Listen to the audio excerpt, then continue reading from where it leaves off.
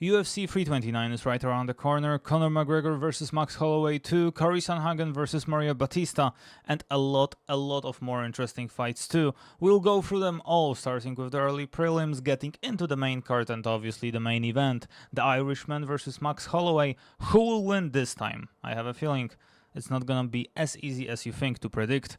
And who am I? My name is Garbrandt. I've been watching UFC for more than 10 years and betting for more than 10 years too. I also did few documentaries on my main YouTube channel that is in the Polish language that got few million views, and I decided maybe now it's time to spice things up, and I got into the English YouTube channel. I may be making some mistakes in the language department, but don't judge me on my language, judge me on my bets. And that is a decision that I hope that you won't regret.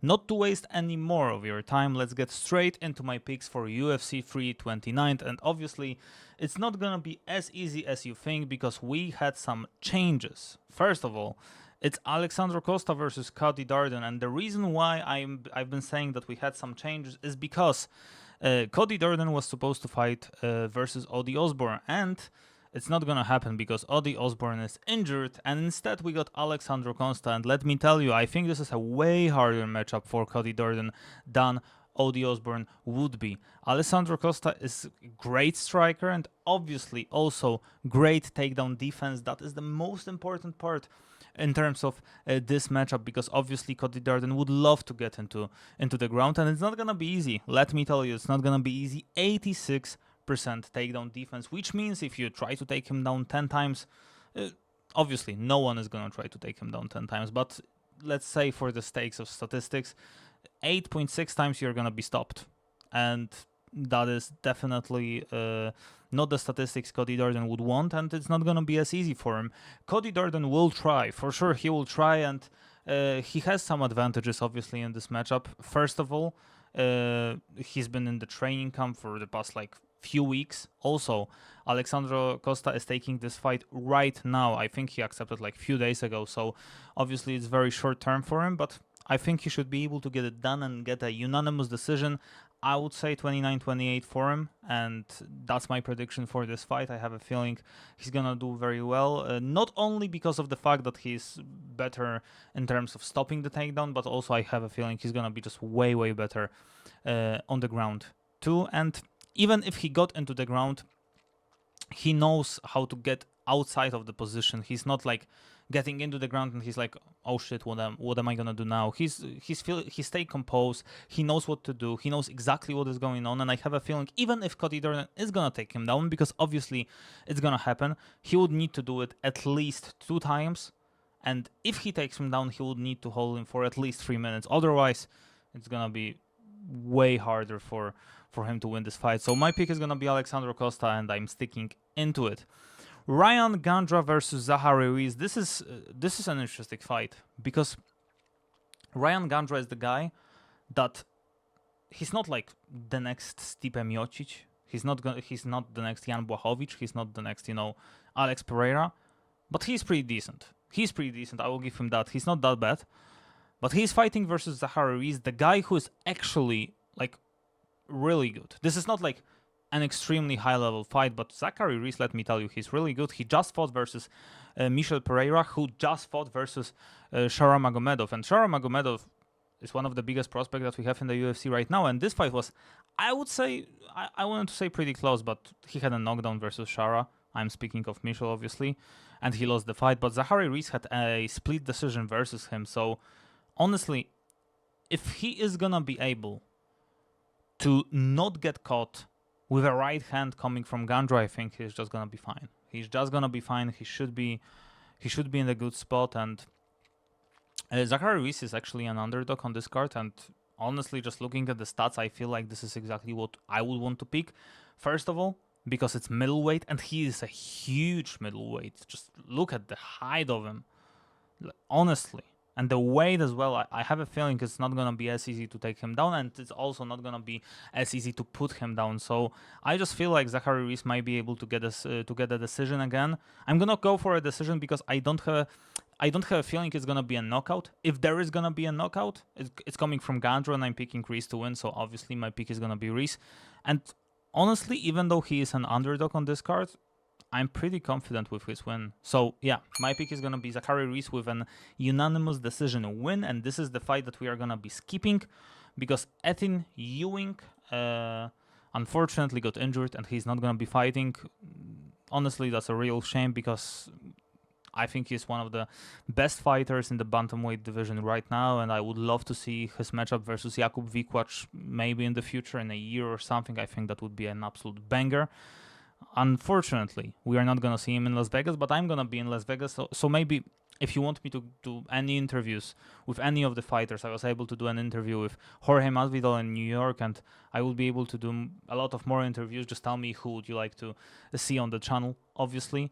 And yeah, that's the content that I'm gonna do on this channel. So we are not gonna be betting on this fight, but we are definitely gonna be putting bets on Damian Pinas versus Cesar Almeida. And this is an interesting fight because obviously, looking at odds, Damian Pinas is gonna be a favorite. And why? Well, mainly because he is 14 years younger. He was born in 2002, and Cesar Almeida is from 1988. He's old, and you would think, wow, he's 7-2. He's 1988. What the hell is this guy doing in the UFC? I will tell you what he is doing. This is the guy that was able to beat Alex Pereira in the kickboxing. This is not just, some casual random guy. This is a kickboxer that now does MMA for a living. He's an extremely well-rounded guy in terms of kickboxing style. Obviously, not gonna be doing good on the ground, obviously, because he's been training MMA for a while only, and he's not that good. He just lost versus a Polish guy, Cezary Oleksiejczuk, and Cezary was able to just utilize it, and he was able to get him down, and I have a feeling that even though this is not what Damian Pinas does, he's gonna have to mix it up. It's not possible for him to just fight, to just stand up and just bang with the guy, because he's gonna get knocked out. He's gonna get knocked out, and it's gonna be extremely dangerous for him. So I have a feeling he's gonna just stand and bang for one round, and then he's gonna feel like, okay, I just lost the round.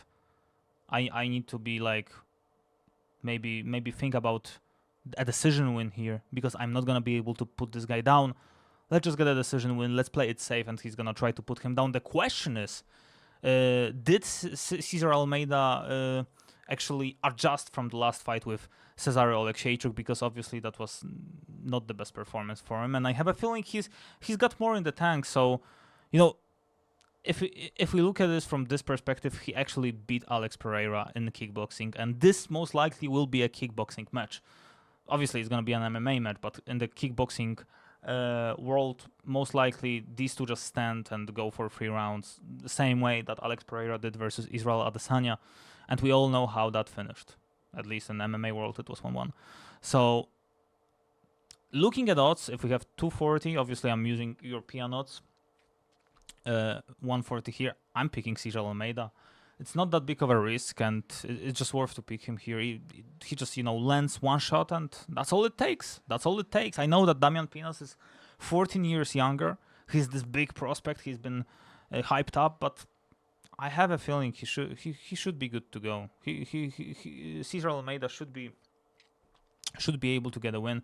He knows what he's been lacking, and if this fight gets into the ground, well, I could be in a lot of trouble for this bet, but I don't have a feeling it will. Let's move on. Tracy Cortez versus Hwang Kong, and honestly, I'm glad Tracy Cortez is fighting in this card, because god damn it, she's pretty as hell. Look at her. Jesus fucking Christ. Well, with that being said, that's probably the only good thing that I'm gonna say about Tracy Cortez, but okay, let me tell you. She's got a pretty good takedown also. She knows how to take people down, and when she takes women down, she's able to hold them on most of the occasions. She wasn't able to do it versus Eric Blanchfield, because obviously, she's just way too good. And also she lost versus Rose Namajunas in the last of her 3 fights. But still, this is a tough fight to predict, because she's fighting versus Hwang Kong, who is actually, I have a feeling that she's just gonna be a next big China prospect right after Zhang Weili. And honestly, just looking at the stats, I'm always gonna go with Hwang Kong, mainly because, well, she has 84% takedown defense, and the only way Tracy Cortez can win is if Wang Kong is not gonna go into she just needs to be able to somehow get her into the ground, and it's not gonna be easy because if she's gonna stand and just stand there and try to fight her and just maybe go shot for shot, it's not gonna work out because Wang Kong in kickboxing, she was able to beat Valentina Shevchenko. Valentina Shevchenko, who is arguably one of the greatest women fighters in UFC ever. And arguably she never lost to Amanda Nunes as well. I mean, come on. Honestly, if Tracy Cortez is not gonna be able to take her into the ground, it's gonna be a bad night for her, honestly. And the odds are pretty close. And with odds being so close, I would honestly tell you to maybe look for the first fight. Sorry, for the first round. See how it goes. But if I was to bet before the fight, I would go for Wang Kong. And honestly, I would go for a TKO. I have a feeling that Tracy, she's not been the same. She's not as good as she's been. She's pretty decent, but she's not that great. And Wang Kong, honestly, they are a little bit different in China. They are so fucking tough, man. So fucking tough. Like, it's hard to knock them out. They're just different in China. Coming from completely different environment as well. So it's not gonna be easy for Tracy Cortez, and I'm just gonna go with Wang Kong. I have a feeling she's gonna be able to get that TKO win. Luke Riley versus Kai Kamaka III, and this is one of the most interesting fights in the card, mainly because Luke Riley is probably the biggest prospect in the UK right now, because obviously I'm not going to be counting Paddy Pimblett, because Paddy is just going straight for the championship fight versus Justin Gaethje, versus Ilia Topuria. So, Luke Riley, I have a feeling I would say he just knocks him out, honestly. Because Kai Kamaka III, he just came back into the UFC. He's pretty decent as well. And Luke Riley will take his time. He will not push for the finish. He will not go for crazy finish or anything. But when he feels the blood, when he smells it, he just goes straight for the kill. And I have a feeling that is what is gonna happen here.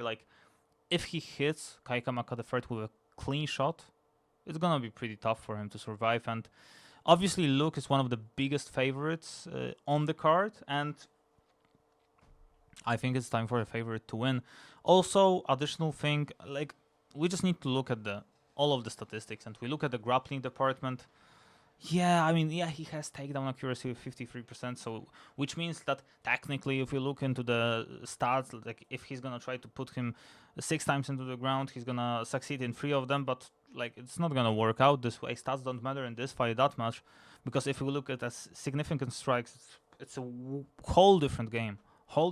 And honestly, I have a feeling that Luke Riley, if he hits this right hand and then the left hand as well, that's gonna be a nightmare for Kai Kamaka III, and it's gonna be very, very tough. My prediction is gonna be Luke Riley with a third round TKO. That's what I'm gonna go for. I have a feeling that Kai Kamaka III is tougher than people think, and he's not gonna be as easy to put him out. So yeah, the third round TKO sounds about right. Moving on into the bantamweight bout. This is a crazy fight. Cody Garbrandt versus Adrian Yanez. And honestly, looking at Cody Garbrandt, I still have that image from 10 years ago. It was right about 10 years ago when he was preparing to fight versus Dominic Cruz. I think he fought him 30th of December 2016 or 29th of December 2016. One of these two. And it was an amazing performance. If I had to rate this performance, I would rate it as high as possible, comparably to Conor McGregor versus Eddie Alvarez. One of the greatest title shot performance ever seen. He was invincible in the UFC octagon that night. He was dominating Dominic Cruz, who was one of the greats back then, and still is. Obviously, he's not fighting, but you know what I mean. But he's not been the same since then. Not even since then. Since fighting versus TJ Dillashaw. It just took his soul somehow. I don't know what happened to the guy. He's just not the same, man. He's been dead inside. And obviously, I would put the stats in, and the stats will tell the story. If we look at his last 3 fights, he lost versus Figueiredo. He lost versus Barcelos, and he won versus Long, but this is not like a real win. This was the fight that he got kicked in the nut, and then he did like a whole sprint through the octagon, and I think they took a point from Long, which awarded him a win. And he was a huge favorite before this fight. I was looking at it and I was like, obviously he's gonna win. And then I looked at the fight and I was like, holy shit, he's gonna lose. And somehow he won, but this was completely not the fashion that I was expecting him to win. It was completely different. So going into the fight with Adrian Yanez, who is honestly super sharp, and Cody Garbrandt is like way past his prime and he lost versus multiple people, I think it's just impossible to win for Cody Garbrandt. And if I had to choose for like the thing that I would put my parlay on, that would for sure be Adrian Yanez. I don't even know if I would put him to win by decision or TKO, but I have a feeling he's just gonna be better in every single department. He's just way, way better. And these two guys are not on the same level right now. If I had to like draw it to you, this is Cody Garbrandt's prime and this is him right now. And I have a feeling that Adrian Yanez prime is somewhere here and he's moving right there. Meanwhile, Cody is way past his prime. And his prime was 10 years ago, 25-minute performance. That was his prime. He just disappeared afterwards. And he was not be able to do anything, honestly, in the UFC octagon. And that's a shame. That's a shame. But unfortunately, you know, it's not always meant to be. Gable Stevenson versus Alison. This is an interesting fight because maybe there are some people who are just coming into this channel just watching it. I don't know why would you watch the Polish guy just, you know, doing a breakdown of UFC, but well, let me tell you, maybe you're gonna earn some money with me. Gable Stevenson is probably, like, in some of people's eyes, a future champion in UFC, mainly because he's just honestly pretty good. This is a guy who just in the Olympics got a gold medal, I think in Tokyo in 2020, in wrestling, and he's just insanely good. Like, honestly, this guy is a real deal, and there is a reason why odds are, Jesus, I mean, it's so crazy. Like, these sort of odds are just, I mean, honestly, it's a bit too much. It's a bit too much. It's a bit too much. But Alison is coming off a loss. This guy is not even a full-time MMA fighter. He used to be a cop, by the way. Sorry. Bless me. And now this guy just does MMA fighting, and they give him an Olympic medalist. Just give the guy a break. He doesn't deserve that kind of fight. He's gonna get killed in there. Like, if you want the first murder to happen on the cup, I mean, good luck with that. I mean, this guy is gonna get absolutely demolished. And there is a reason why these odds look like they look. And most likely, like, if I had to bet, that's a 99% first round TKO finish by Gable Stevenson. He's just gonna ground and pound him. He's just gonna take him into the ground and just completely dominate him. But there's 1% chance that not Alison wins, that this fight actually gets into the second round. And the odds for that would be quite good. So my prediction for this fight is gonna be Gable Stevenson in the first round, but I'm gonna bet on this fight that he's gonna win in the second round.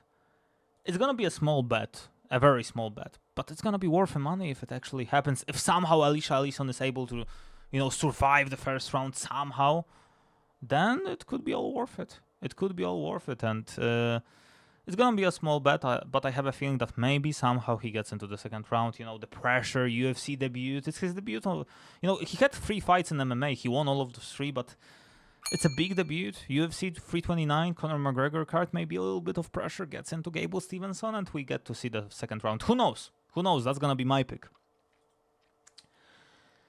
We move on into, I think it's already a main card, or no, it's one fight before the main card. The next fight is gonna be the main card.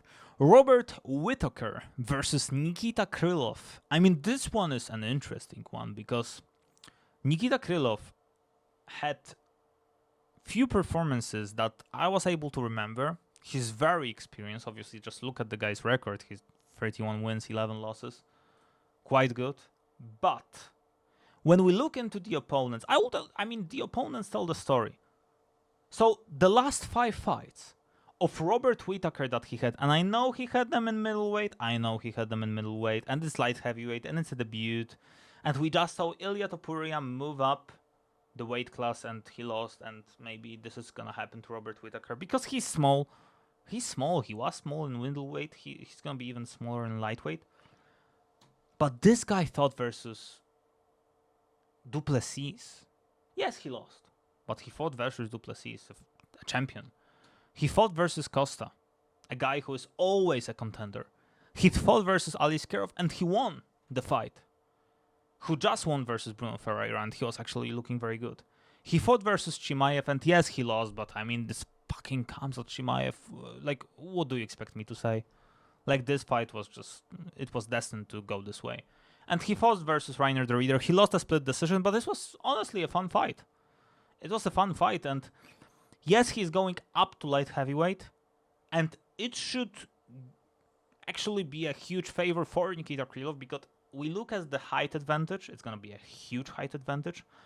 He's going to have a bit of a weight advantage as well. He's going to have a reach advantage. He's going to have a leg reach advantage. He's going to have advantages everywhere. And Nikita Krylov is that kind of a favorite. That has to be a mistake. I think it's a mistake. They're going to fix it probably. It should be a pick'em. If it's not a pick'em, Robert Whittaker should be a favorite. I'm gonna go with Robert Whittaker. I have a feeling he's just gonna put on a striking masterclass. This fight is most likely not gonna go into the ground. Even if it goes into the ground, it's not gonna be as easy for Nikita to take him into the ground, because apart from the Khamzat Chimaev fight, Robert Whittaker has a... He should be... Yeah, 82% takedown defense. It's not gonna be as easy versus 37% takedown accuracy. Even if he takes him down in one round, he's not gonna be able to do it quite often. So I have a feeling this fight is just gonna stay in the ground, stay on the feet, and Robert Whittaker should be able to just point him. Honestly, he will just jab his way into the victory, most likely, get some of the crazy kicks that we know that he can actually create, and it's a bet that maybe I'm a little bit biased, because obviously I want Robert Whittaker to win. I just like the guy, but still, I don't agree with the odds at all, and I'm just gonna go with Robert Whittaker by unanimous decision versus Nikita Krylov. A lot of decisions today, but this one is definitely not going into the decision. King Green versus Terence McKinney, and let me tell you something. If I had to bet, this fight is definitely finished at the end of the first round. If it's not finished at the end of the first round, it's gonna be finished in the first minute of the second round. So under 1.5 round sounds fair. King Green, this guy is extremely experienced. More than 50 fights. Almost 50 years of age. Joking. Versus Terence McKinney, who, let me tell you, he's been looking sharp. He just won his last fight. He's been looking pretty decent. He won, obviously, versus Nelson. He lost versus Duncan previously, and he lost versus the guy who just got beaten by Mateusz Gambrat.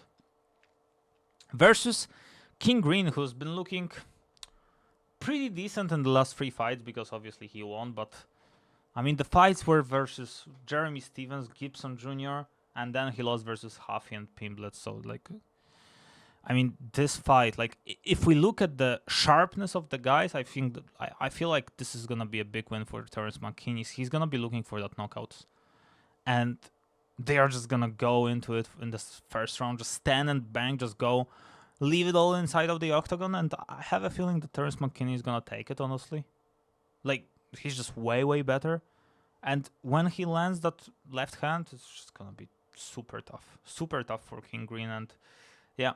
My pick is going to be Terence McKinney by TKO. I'm not going to pick the round, but if I had to pick the round, I would probably pick the first one.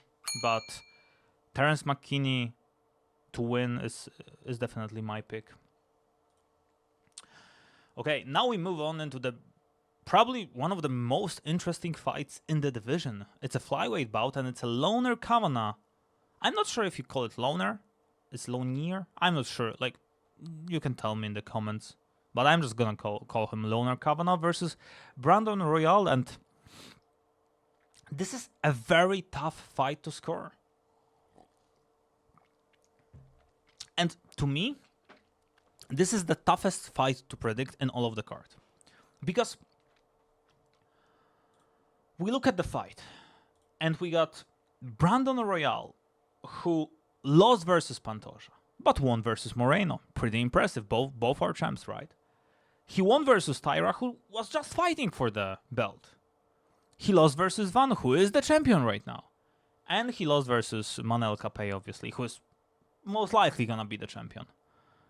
Then we look at Kavanagh, who won versus Ochoa, won versus Dos Santos, lost versus Johnson somehow, and then won versus Moreno, and he was looking fucking sharp, man. He was looking insanely sharp, and if you look at the odds, I still have a feeling that people are just underestimating Brandon Royval.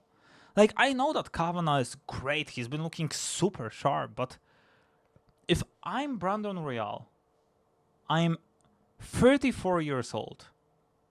I have to win this fight to stay in the title picture.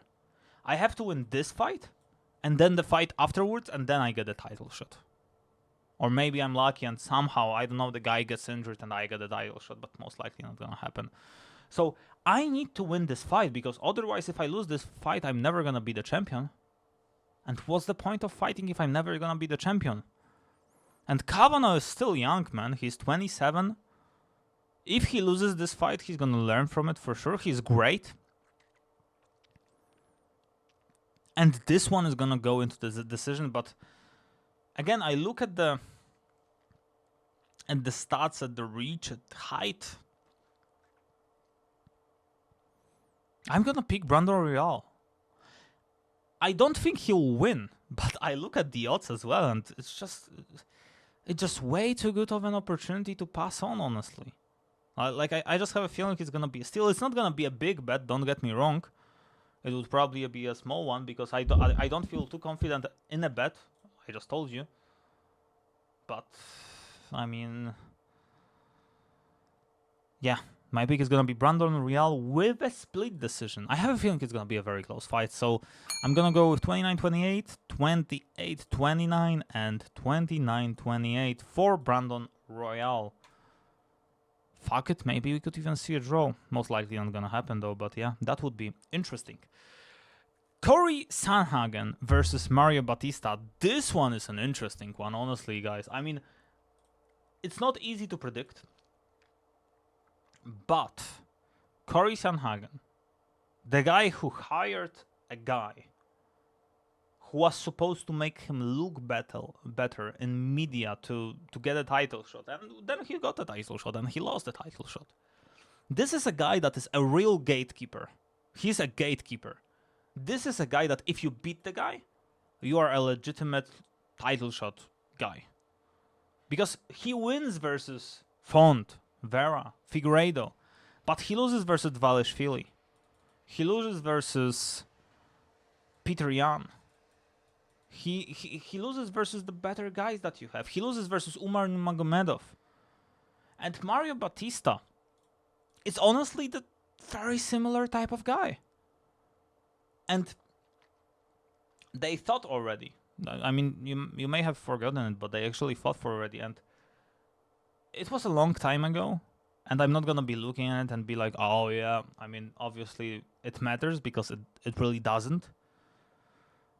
But again, I just look at it and I just feel like we need to look at the stats, and I'll just look into the second screen, and the stats actually tell the story that clearly, like if I look at the stats, Mario Batista should be the guy to win.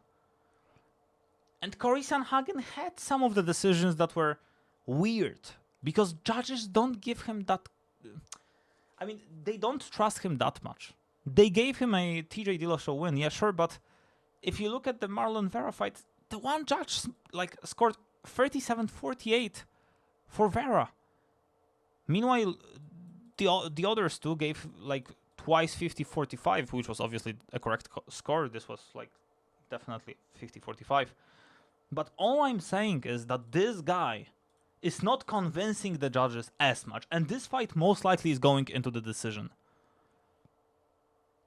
And With that being said, I think it's worth to put a bet on him. Honestly. Again, a small bet on Mario Batista is not gonna hurt. Because the big bets are gonna come later. We still have 2 fights, and the big bets to earn money are gonna come later. But I just have a feeling that Mario Batista is gonna be able to do it, honestly. Like, if you want to fight for the title, you need to beat the gatekeeper. And there is only one gatekeeper in the division, and it's definitely Cory Sanhagen. So he has to win this fight. And it's a 3-round fight. And I'm gonna pick Mario Batista to win by an unanimous decision. This is gonna be my pick. We are moving on into the co-main event of the evening. Benoit Saint-Denis versus Paddy Pimblett. BSD versus the guy from England, who is actually very underrated. And I know that a lot of people said that, yeah, this is such a hard fight to predict. It really isn't. I don't think it is. I don't think it is. I just think that Paddy Pimblett is gonna smash Benoit Saint-Denis. Like, yeah, I know Benoit Saint-Denis is pretty good, but we look at the fights that they just had. Let's look at that. Come on, let's go. Let's look at the matchups. So, Benoit Saint-Denis lost versus Moicano. Devastating loss. He lost versus Dustin Poirier. Didn't look good. He won versus Mauricio Raffi with a takedowns that he actually did shoot, and he actually was great with them. He's super strong. You can see it. I mean, he's just super strong. But Paddy Pimblett, he's great on the ground as well. He's not gonna get, like, you know, smashed on the ground. I don't think so. And with that being a 5-rounder, cardio could be honestly really important as well. And in my opinion, like, if we look at the opponents that he had, Beneil Dariush and Dan Hooker, I was in this fight. I was in New York City and I saw this fight happen live, and honestly, he looked amazing, but he was basically dropped after a leg kick from Beneil Dariush. And I saw Benoit Saint-Denis being completely broken inside of the octagon by Renato Moicano. And Paddy Pimblett just fought versus Justin Gaethje, the guy who just dominated Ilia Topuria. And let me tell you, he was not broken. He was not broken. And you know what they say? The Scousers, they don't get knocked out. With a Scotland accent, obviously. I mean, they don't get knocked out. So he's not gonna knock him out. He's not gonna get him into the decision win. And when he shoots for a takedown, he's always leaving his neck wide open. So when Paddy is gonna be able to just lock in the guillotine, honestly, I'm just gonna pick Paddy by a submission. I mean, as easy as that. He's just gonna win. And I have a feeling he's just gonna dominate. He's hungry for that fight with Justin Gaethje, and if it's not Justin Gaethje, he's gonna go for Topuria. So, yeah, Paddy Pimblett to win. And I'm confident with it. Honestly, like, his wins have not been impressive as well. He won versus Gordon, but yeah, let's be honest, he lost. He lost this fight. He's not been as active as you would want him to be as well. He won versus Ferguson, he won versus Green, and the only fight that was actually impressive was versus Green. Because even though it's King Green, the way he finished the fight was very impressive. And he won versus Chandler as well, and he actually did a pretty good job in there.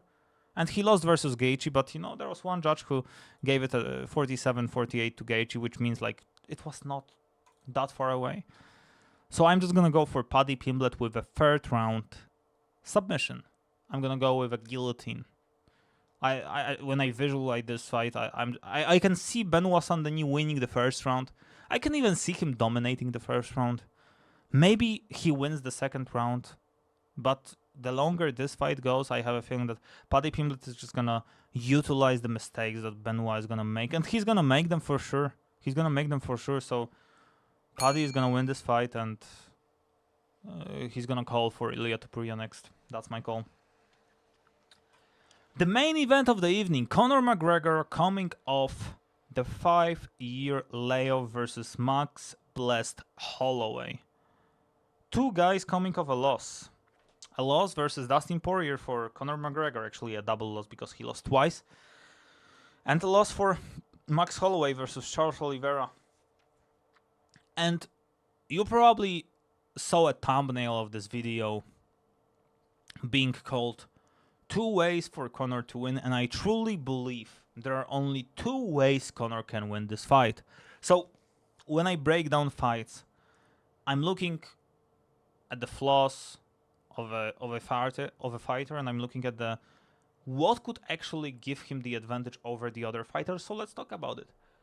What gives Conor the advantage? Obviously the weight. 170 pounds is more of a natural weight than it is for Max. Max is used to fight at 145, but I would say that 155 should be like a natural weight for him. We remember his struggle to make 145. He was looking like a dead man walking. So yeah, I'm just like, honestly, like, he was just looking so bad in 145 in terms of like dealing with the weight cut. He was looking extremely well inside of the octagon, but outside of the octagon, he was not that good looking. So the weight is gonna be a huge advantage for Conor because obviously he was walking around 185, maybe even more. So yeah, the weight is definitely a huge upgrade for Conor. And the only reason why I'm even like looking at this specifically is because of this weight. Second thing, we just saw Max Holloway getting dominated by Charles Oliveira, and grappling could be another thing for Conor. And I'm not saying he's gonna turn into like prime Khabib, because he's not. But if he wants to win this fight, he has to take Max Holloway into the ground. He has to. Because he did this, like they already fought 13 years ago. He has to do it again. He did this in the first fight, and he did this in the first fight because obviously he had some issues with, I think he had torn ACL, and that was the reason why he took it into the ground, and he won a comfortable unanimous decision. So yeah, grappling is going to be the second thing. And the third, the most important thing, is that left hand of his. The left hand. It's a shotgun. Ian Gary, actually, it's not common, but he actually sometimes he says some smart stuff. He said it himself. It's a shotgun versus an Uzi. When Conor shoots with a punch, it's like pow, pow, pow. It's like this way. Versus an Uzi, which is like literally the punch after punch after punch. It's completely different. So, in my opinion, the only way Conor can win is either by a first round knockout or he just grapples his way into the victory. The only two ways. But now, let's be realistic. Max Holloway can win by striking, by exhaustion from Conor McGregor, because we know that he wanted to do a 3-round main event. Like the cardio, like Conor McGregor always had cardio issues. How bad can it be? Because now we have to look at the things that are going well for Conor McGregor. So for Max Holloway, so obviously striking. Conor McGregor is after 5 years layoff. That's a long time. No one was the same when he came back after 5 years. And don't tell me all of this GSP bullshit, because GSP was actually training all the time, getting into the shape to come back. And he broke his leg. Conor is not gonna come back the same. And Max Holloway, let me tell you, when the fight starts, what is he gonna do? He's gonna kick this leg. He's gonna keep kicking his leg. He's gonna keep smashing his leg with low kicks, calf kicks, everything. High kicks, body kicks, everything. He's just gonna throw everything at him, and I just have a feeling it's just gonna be way too much to handle. And there are very good odds for Max Holloway to win by TKO, and I just have a feeling that this is an absolute steal. He's like, if I had to put percentage on this fight, I would go for 95% for Max Holloway and 5% for Conor McGregor. This is how confident I feel that Max Holloway is gonna finish the fight. And because it's a 5-rounder, I'm just gonna ask you one question. I'm not even gonna say it myself. Do you really think Conor McGregor can actually survive 25 minutes inside of UFC octagon? If he spars right now, he's not getting 25 minutes. Not after coke, not after alcohol, not after everything he did. It's impossible. No one is able to do it, not even fucking Gorilla. An Irish gorilla like him. No way. So my pick is gonna be Max Holloway by TKO, and I'm gonna put this pick every fucking where. And this comes from the biggest Conor McGregor fan possible. I remember every fucking finish. I was there. I was watching the fights. Versus Eddie Alvarez, the second round knockout. Versus Jose Aldo, the first round knockout. He lost versus Nate Diaz in the second round. I remember every finish, every fucking minute, every fucking round. Everything. I was like psycho about him, honestly. But he's not the same guy. He's 38 years old. He's not Alex Pereira, who in 38 he's like literally entering his prime. He's past his prime. His prime happened to be at 27 years of age. And then he dominated the game. We are 11 years later. It's not gonna happen again. I'm sorry to say that, but Max Holloway is gonna end Conor McGregor career. I was able to be at John Jones' last fight in New York City versus Stipe Miocic. And I believe that's a not coincidence that I'm gonna be in the most likely last fight of Conor McGregor. I know he's been saying he's gonna fight in April of 2027. We will see about that, but I have a feeling that Max Holloway, he's gonna finish him in the start of the second round, or even at the first round. Just too many shots to handle for Conor. He's been out. Too many shots. I don't think he'll be able to survive that, honestly, and Max Holloway is gonna get eaten alive. Conor McGregor is just gonna get eaten alive in there. And Max Holloway will get his hand raised.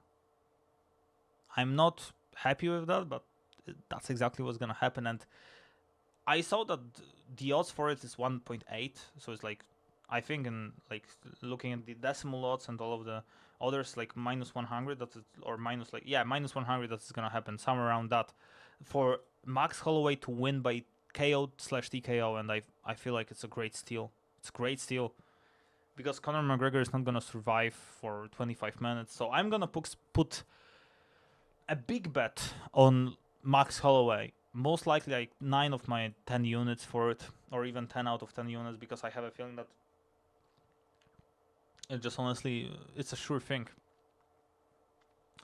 Most of my predictions, most likely I'm gonna put under in the comments for you to see as well. And maybe I'm gonna create one more video. Obviously, I still need to fly from Warsaw to Los Angeles, then travel to Las Vegas by car. It's not gonna be easy for me, but I will be able to do it as well. And I will be in Las Vegas watching the fight live. We will see. Maybe he will shut my mouth up. Maybe Conor McGregor will come back and somehow he will beat him. But honestly, I don't know how. I wish it happened, but I'm just not sure how. So yeah, those are my picks. Tell me what do you think about them, and obviously if you enjoyed the video, leave like, subscribe and everything else, because I'm just getting started with this channel. It would really mean a world to me if we were even able to get more than 600 views, for example, here. That would be a huge success for me. So thank you for watching. I really appreciate that, and take care of yourself, lads. And yeah, see you in Las Vegas. Bye.